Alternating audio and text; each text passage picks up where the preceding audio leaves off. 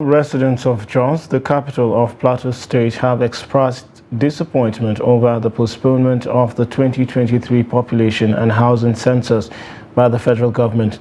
The 2023 census had been earlier scheduled for 3rd to 7th of May this year, but on Saturday, the federal government announced the shift in date, adding that the new date would be decided by the incoming administration. Adu Musa completes the story. This is the third time the federal government is postponing the exercise.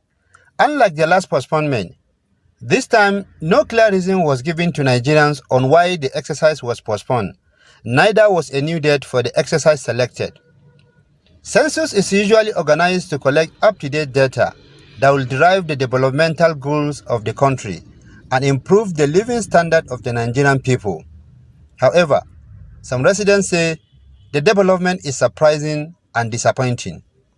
And honestly, I think the census, the postponement of the census is a very, very bad idea, because we need to know how many people we have in Nigeria, and you can't plan if you don't know the number of people you're planning for. For example, if you're planning an event, you have to know the budget or the number of people you're expecting to be able to plan well for them. The saddest part of it is, yet no reason is given from the side of the government trying to convince the citizens that these are the reasons why this census is postponed. The residents also call on the federal government to reconsider the decision and conduct the exercise as scheduled.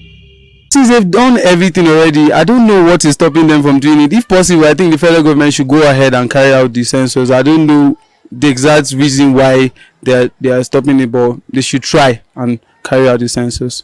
They should try and intimate people about the reasons behind the postponement of this census, because people need to be convinced that there are cogent reasons for this census to be postponed for no reason.